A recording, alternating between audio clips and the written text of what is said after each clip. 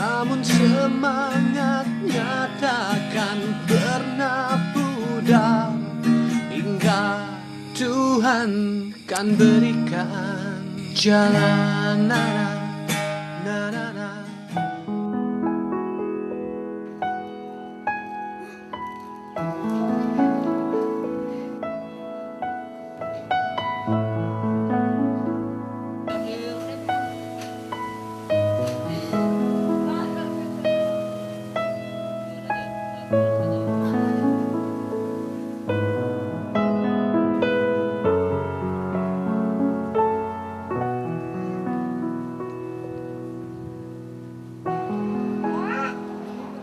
Teteh ngiring ngapalkeun. Nah, sok mangga.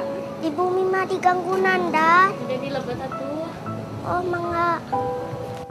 Bisa belajar dengan tenang dan leluasa saja sudah menjadi sebuah kemewahan bagi Elsa. Bocah kelas 2 sekolah dasar ini harus banyak berkorban lantaran kondisi sang kakak yang mengalami keterbelakangan mental.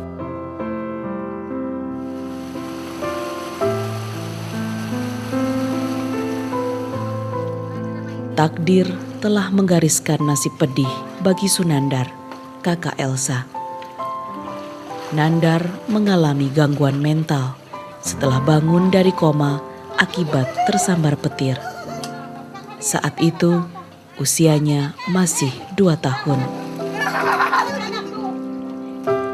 Kini Nandar sudah berusia 16 tahun.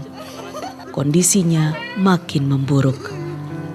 Nandar tak bisa lagi diajak berkomunikasi. Perilakunya aneh.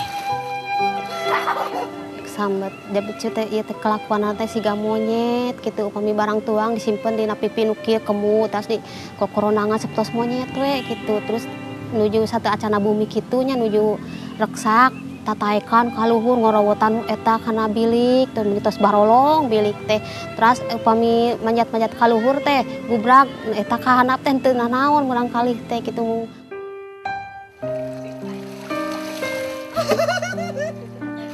Belasan tahun sudah keluarga ini harus merawat Nandar. JJ ibunya nyaris tak bisa melakukan hal lain selain menjaga dan merawat Nandar. Kalau ia lengah sedikit saja, Nandar akan kabur atau mengganggu orang lain.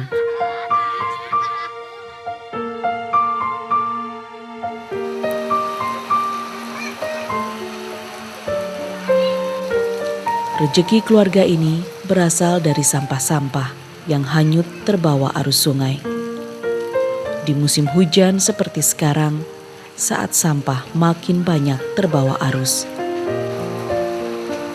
Bila bagi sebagian orang sampah tampak menjijikan, namun tidak bagi keluarga Elsa. Hanya sampah inilah yang menjadi sumber nafkah andalan. Namun ada kalanya, hujan pun tak mampu membawa banyak sampah plastik yang bisa menghasilkan uang. Seperti hari ini. Karenanya, Adah nenek Elsa harus mencari tempat lain yang arus airnya membawa lebih banyak sampah plastik.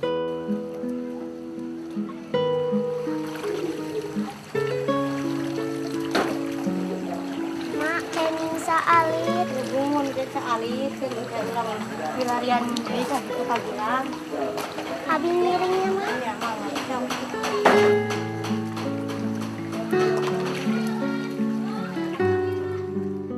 perasaan abi karunya eta ge upami ieu mah abi teh atuh kumaha ada hoyong ieu megat wae sana yang megat barbek.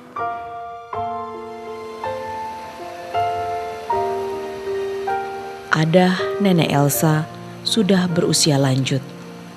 Namun ia masih saja bekerja mengumpulkan sampah. Air sungai yang dingin ini tak dihiraukannya. Elsa merasa tak tega melihat sang nenek. Sejak kecil, Elsa sudah terbiasa membantu neneknya mengumpulkan botol dan gelas plastik bekas. Iya cenah emak abi teh ieu cenah ngabantuan emak mulung ieu cenah rongsokan nya sok atuh seueur abi teh bantuan cenah kami keng seueur.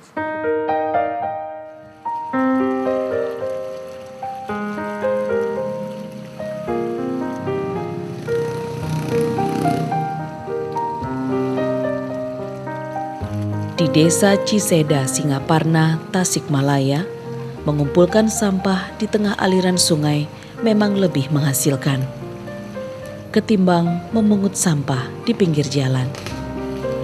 Keluarga Elsa tak punya banyak pilihan. Tak ada modal untuk mereka beralih pekerjaan. Sang nenek pernah bekerja sebagai tukang cuci.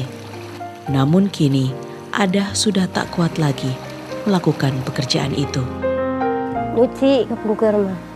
Anu mi aya nu mi warang nyuci, teh nu mi warang mah calik we teh anu.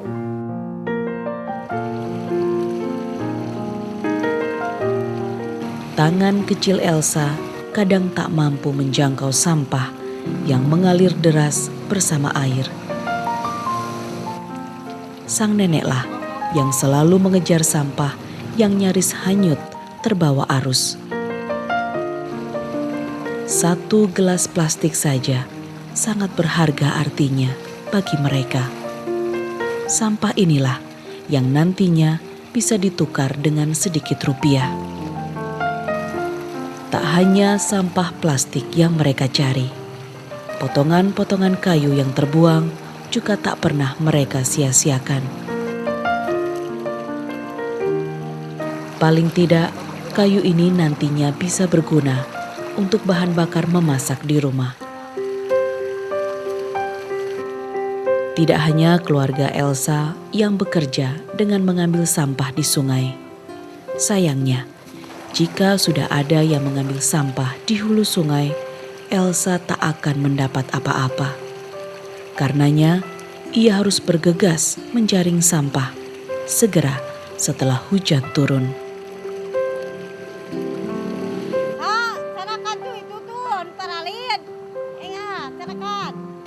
Namun, peruntungan memang tak selalu bisa diduga. Hari ini misalnya, meski telah berusaha secepat mungkin bekerja, sayang perolehan mereka tidak juga melimpah.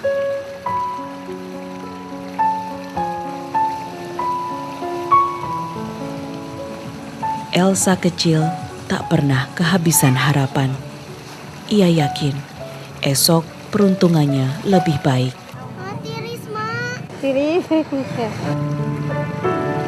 Ia hanya punya satu keinginan. Elsa sangat ingin menyenangkan sang kakak Nandar dengan cara yang amat sederhana.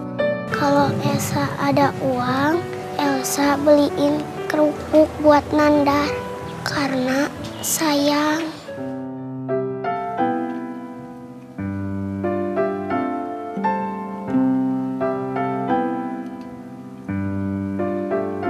Ketika peruntungan sedang bagus, sebenarnya Elsa tak perlu menghabiskan waktu untuk mengumpulkan rezekinya. Sampah plastik perolehannya hari ini akan dijualnya ke pengepul. Berapapun uang yang didapatnya membuatnya sangat bersyukur. Elsa tak pernah menyetok sampah perolehannya. Ia harus bisa membawa pulang sedikit uang untuk membeli kebutuhan makan keluarganya. Kadang 5.000, 2.000, 3.000. Pengen punya uang, pengen punya beras, pengen punya TV.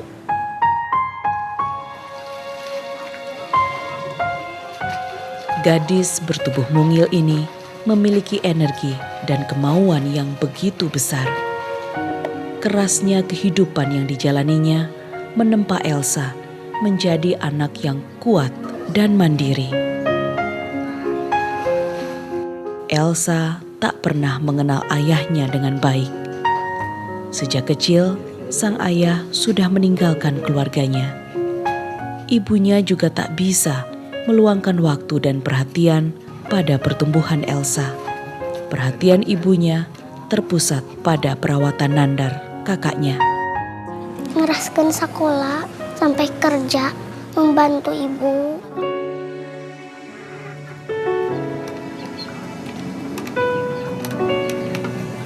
Mas, beri ngacal barbe. Sok Neng, timbangnya.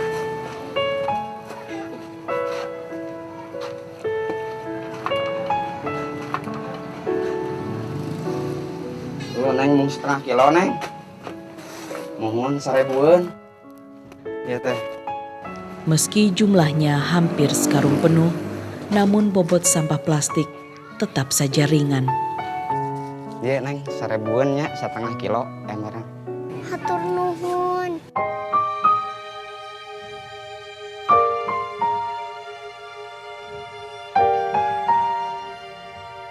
Nandar, kakak Elsa, sangat menyukai kerupuk. Maka bagi Elsa, uang Rp1.000 yang didapatkannya dengan susah payah akan menjadi sumber kegembiraan kakaknya. Waalaikumsalam. Geser naon nyi? Kerupuk. Sabaraha? 1000.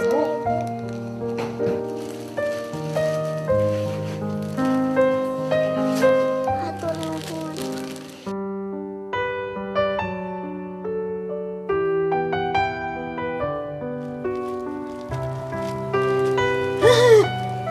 Hai Esa, Uwi di mana? Uwi ngaical barbe. Yang sabaraha? 1000 Mana acisna?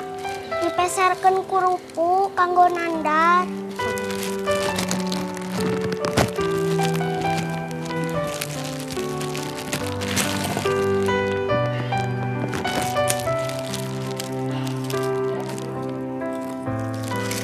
Elsa sangat sayang pada kakak lelakinya itu. Ia iba melihat nasib kakaknya. Setiap kali melihat sang kakak, Elsa kerap merasa kesepian. Ia pun berharap Nandar bisa segera sembuh. Elsa ingin Nandar sembuh karena mau diajak ngobrol. Tuhan kan berikan jalanan.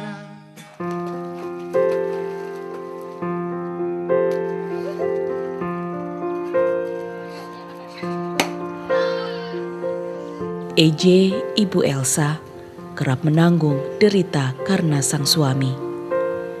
2 kali ia menikah, 2 kali pula sang suami pergi meninggalkannya. Nandar adalah anak pertama EJ dari pernikahan pertamanya. Sejak berusia 2 tahun, ayah Nandar sudah menyia-nyiakannya. EJ yang terpukul karena sang suami menikah lagi, memutuskan pergi dari rumah. Dalam perjalanannya di tengah hujan itulah, Nandar tersambar petir. Nandar sempat koma selama beberapa bulan. Ketika sadar, perilakunya pun langsung berubah. EJ kembali ditinggalkan sang kepala keluarga. Setelah melahirkan Elsa, suaminya pergi melarikan diri entah kemana.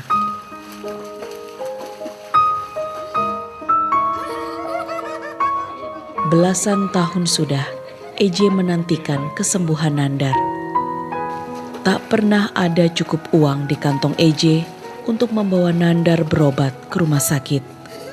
Yang bisa dilakukannya hanya menjaga Nandar di rumah. Tos kita kumaha atuh kedak kumaha nama jabi cet tos ageng mata nagihna leuwih ageng cet maka ilan cetnya ku biteu maka ayeuna mah masih kene tiasa kajagi upami engke ka payuna kumaha cet tanagihna tos ageng upami tos ngamuk teh teu tahan sok teh jabi nyiksaan piraku kudu di ieu mah pasung mah sok teh dipasung ku ngangoran teh sok teh da dugi ageng lebih ka ageng mah cet ke kumaha ieu nana cetnya kabur ka manang meuni wae.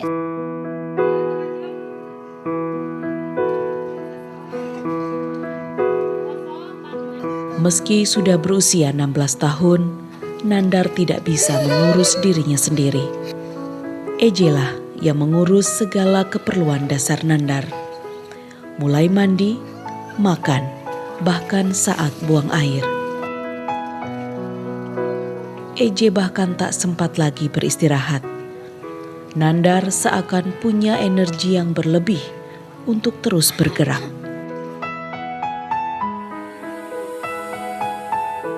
Tapi Eje tak bisa menolak pekerjaan yang datang padanya.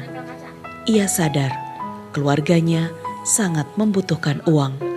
Nandar teu ngoprek kita ngacak-ngacak sabara ka dieu eta. Nah, ka dieu lah sakedap abi bayan umi warang nyuci ieu ka teu tahan Nandar pengan heula. Salibnya kayak ieu.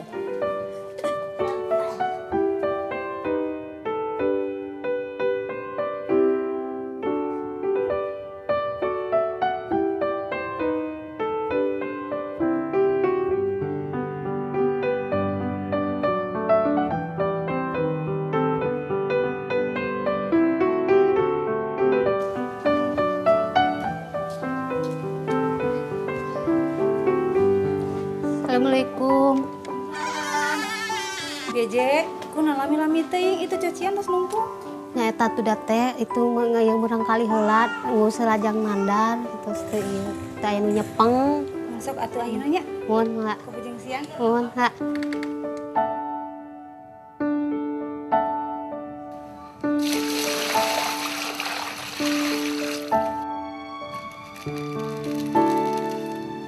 Penghasilan menjadi buruh cuci memang tidak besar, antara 10 hingga 15 ribu rupiah saja. Eje pun tak banyak mendapat order mencuci, karena warga kini lebih memilih untuk membeli mesin cuci. Sepanjang mengerjakan tugasnya, pikiran Eje tak pernah tenang. Ia sangat mengkhawatirkan kondisi Nandar. Tara tiap dinten kumargi anjeuna kan ngurus murang kalihna. Abi mah mau hawa teh sungkul ngebantos anjeuna. Soalna teh aya penghasilan nu sanesna deui. Ibu itu atas beres. Oh, terus beres sak calik heula. Tapi anjing ka dieu deui, ka dieu tung siang teuing. Insyaallah. Ya kayak artosna atuh.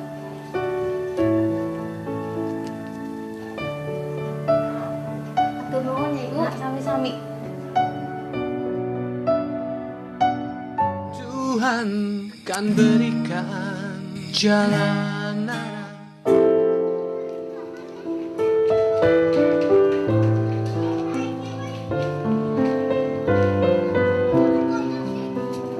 Tempat tinggal mereka berada di kawasan padat. Saat Nandar berteriak atau mengamuk, tak jarang suaranya terdengar sampai ke rumah tetangga. Tatanggen urang kokoan karunya datar rangeun urang kalih kitu nya terus dicana ku sasaha oge da mah teh teu garu biayakeun we sana abi anu eta mah terus aya tiluan teh anu eta teh nu haat teh nya anu mangedamang eta na teh tapi anger wae kitu teu aya robihna.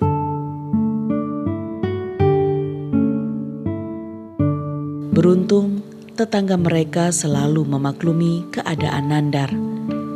Selama tinggal di lingkungan ini, mereka tak pernah mendapat teguran.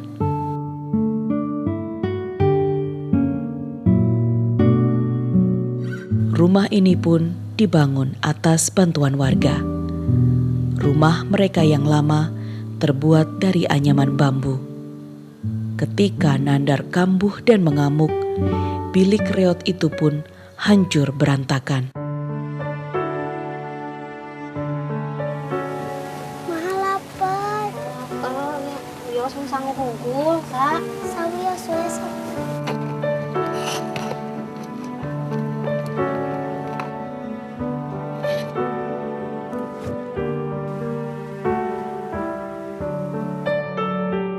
Oke nyasanya upami ayam milik aya arcis mamana nuju teu gaduh acis anjing pamiserkeun bala-bala. Kalau mama gak masak, Elsa makan sama garam, jalantah.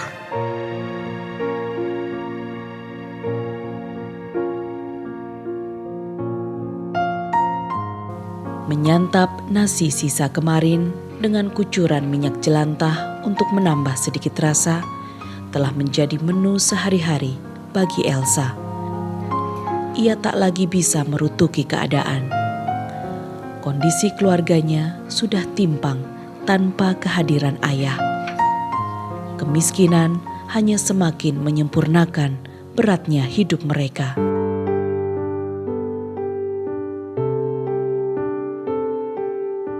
Elsa tak keberatan. Perhatian sang ibu tercurah untuk kakaknya tersayang. Ia juga tak pernah keberatan berkubang di air sungai demi mencari nafkah. Meski derita tak henti. Elsa kecil hanya punya harapan sederhana. Ia bisa terus sekolah, mendapatkan ilmu untuk merubah nasib keluarganya. Ia juga terus berdoa agar ibu dan neneknya selalu sehat. Dan harapan terbesarnya adalah kesembuhan sang kakak, Sunandar, yang begitu dikasihinya. Lihatlah dan bukalah mata hatimu, melihatnya lemah terluka, namun semangatnya takkan pernah pudar hingga Tuhan kan berikan jalan.